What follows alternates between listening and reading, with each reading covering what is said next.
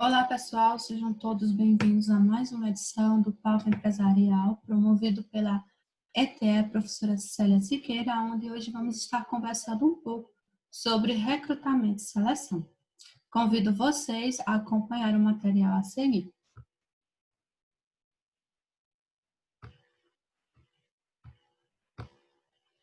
Iniciando nossa conversa de hoje, vamos falar um pouco sobre recrutamento e seleção.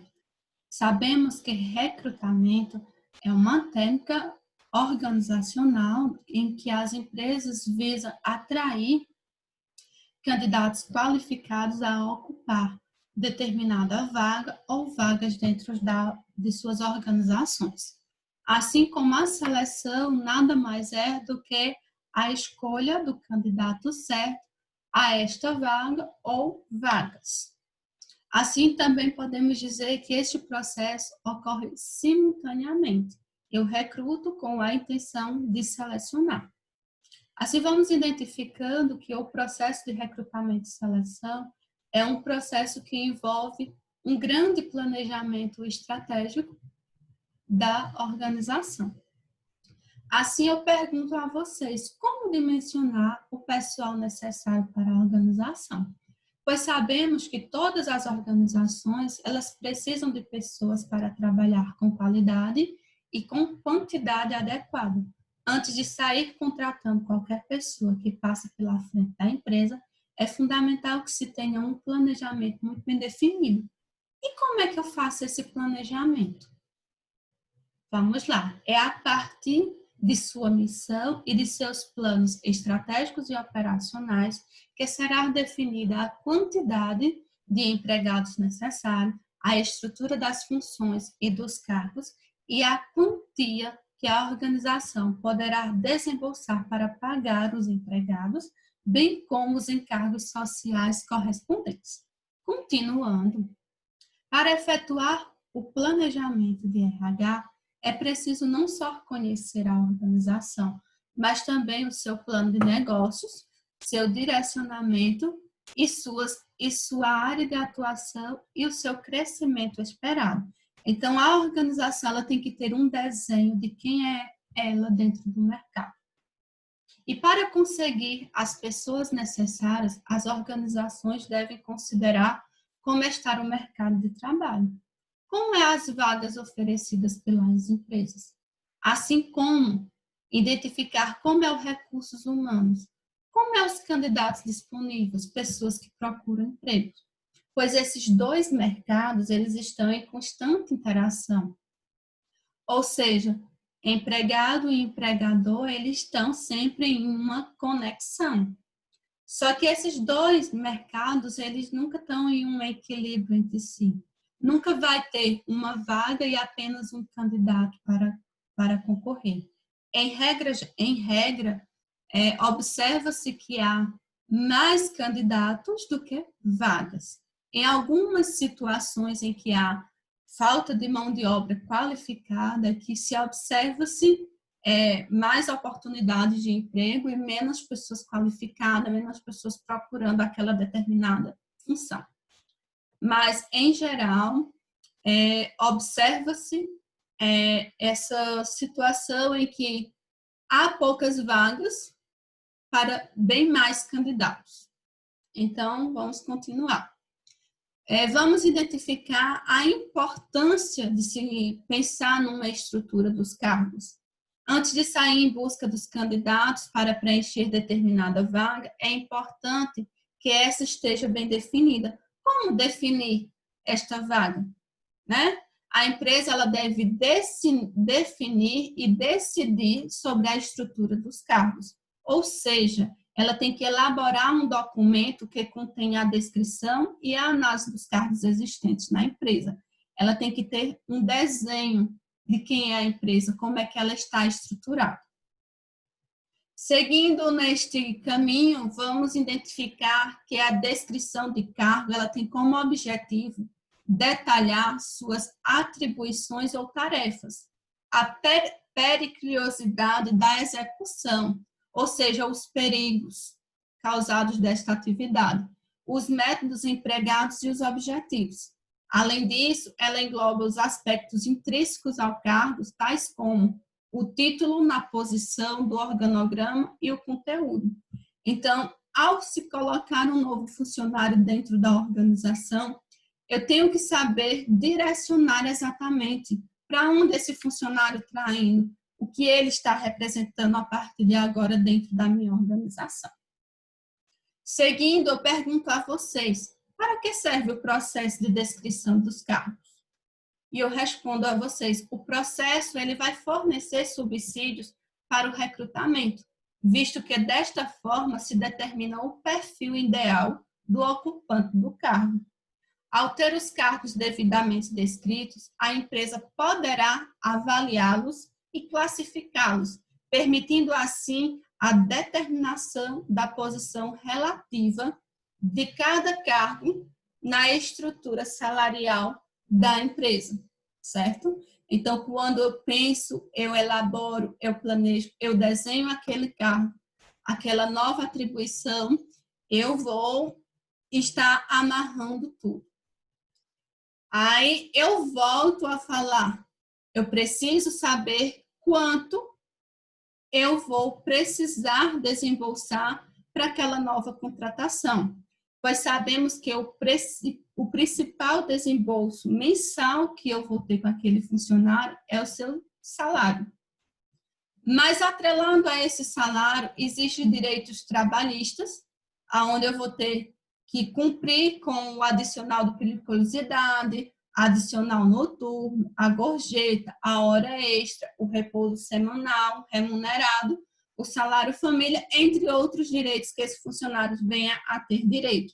Assim como eu também vou ter contribuições sindicais, vou ter que pagar o FGTS, e eu também vou ter que identificar que o seu 13º e as suas férias, eu tenho que já ir fazendo um planejamento financeiro ao longo do ano, para que não pese tanto na folha de pagamento daquele mês em que o funcionário vai sair de férias, em dezembro, quando o funcionário for receber o seu 13º. Que identificamos que o 13º ele recebe em 2 parcelas, no mês de novembro e no mês de dezembro. Assim, vamos identificar recrutamento e seleção como um todo, novamente. É a realização de um planejamento de pessoal da empresa e é chegado o momento de captar candidatos para as vagas. Para isso, é necessário atrair candidatos qualificados, que é o recrutamento, aquilo que eu falei no início do vídeo, e destes escolher os mais aptos à seleção. Eu contratar aquele que realmente se identificou com o perfil organizacional, com o perfil para o cargo o qual estou fazendo o recrutamento. Assim, vamos falar especificamente agora de recrutamento. Um recrutamento eficaz é aquele que consegue atrair um número suficiente de candidatos qualificados para a vaga que está sendo ofertada. Seria aquilo que a gente falou entre que os dois mercados eles estão em desequilíbrio. É quando a empresa realmente busca que exista mais candidatos do que vagas, para que ele realmente possa escolher o melhor dos melhores, certo? E esse recrutamento ele pode ocorrer de 2 formas. Ele pode ocorrer tanto internamente como externamente. Eu posso escolher promover algum funcionário que se destaca no meio de outros. Eu posso estar promovendo alguém de dentro da organização, como eu também posso estar buscando novos colaboradores no mercado de recursos humanos. Mas eu também preciso identificar que não vai existir um recrutamento, seja ele interno ou externo, que seja 100% desejável. Sempre vai existir as vantagens e as desvantagens, seja internamente ou externamente. E vamos identificar as principais vantagens e desvantagens das duas modalidades. Vamos primeiro falar internamente. O que é interno? É algo de dentro da organização, é quando eu vou promover aquele meu colaborador. Eu vou citar algumas vantagens. As vantagens é que eu já conheço o candidato, eu já tenho um conhecimento prévio, certo? E isso vai gerar menos custos, porque eu vou fazer algo internamente, então vai ser algo que eu não vou ter que estar divulgando, gastando muito externamente. E a rapidez e a valorização dos talentos organizacionais. Em contrapartida, vou citar para vocês duas desvantagens, que é o risco da desmotivação do funcionário não promovido, aquele funcionário que não teve a oportunidade, que não foi promovido, até porque não tem como promover todo mundo, ele pode se desmotivar. E a possível falta de experiência para o novo cargo. Pode ser que aquele meu funcionário ele era muito eficiente, muito eficaz naquilo para o qual ele fazia antes. E em uma nova função, em um novo cargo, ele não me dê as respostas que ele vinha me dando no cargo anterior. Então, agora vamos falar de recrutamento externo, né? Quando eu vou buscar um novo colaborador fora da organização. Quais são as vantagens? Seria a incorporação de novas experiências e conhecimentos. Vai ser uma pessoa nova, ela vai trazer novos conhecimentos e novas experiências para dentro daquela organização. E também uma inovação e um maior número de candidatos. No meu processo de recrutamento, eu vou ter mais pessoas fazendo de tudo para conseguir aquela vaga. Então, eu vou ter maiores chances de contratar a pessoa certa para aquela vaga. Em contrapartida, como desvantagem vai entrar aí o atraso e a insegurança que o processo pode causar, a falta de familiaridade dos novos funcionários com a organização. E também pode haver uma frustração das experiências, tanto para a empresa como para o colaborador. Eu posso ter uma grande expectativa de que conhecimentos novos vai trazer novos avanços para a minha organização e isso pode não acontecer de fato. Assim como eu posso me inscrever à vaga pensando que a organização é uma coisa e quando chegar na organização me deparar com situações que eu não esperava e ter uma frustração aí, certo? Então, agora vamos identificar a seleção. Feito o recrutamento, bem feito, bem organizado, é hora de escolher dentre os candidatos recrutados aqueles mais adequados aos cargos em aberto. Existe um pressuposto que sustenta o processo da seleção. Espera-se determinado desempenho do indivíduo a partir do seu chá. Chá vai ser uma palavra que vocês vão ouvir muito em recursos humanos, que é a junção dos conhecimentos, habilidades e atitudes do colaborador. É aquele funcionário que ele conhece, que ele tem habilidade e que ele tem atitude em fazer. Aqui a gente vai identificar as principais técnicas de seleção. Não existe uma técnica uma técnica infalível, mas existem as técnicas mais utilizadas, que é a entrevista, os testes e as dinâmicas de grupo. Vamos conversar um pouquinho sobre cada uma delas.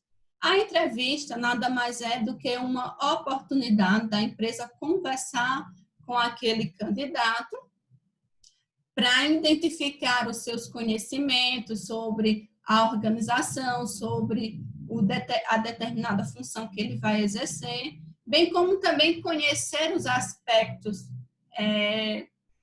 psicológicos da pessoa, se a pessoa realmente vai ter isso que eles procuram, que seria o chá, se é uma pessoa que realmente apresenta conhecimento, se ela vai demonstrar que ela vai ter uma habilidade e se ela é uma pessoa que, através da conversa, através daquela entrevista, ela vai ter atitude, vai demonstrar que é essa pessoa.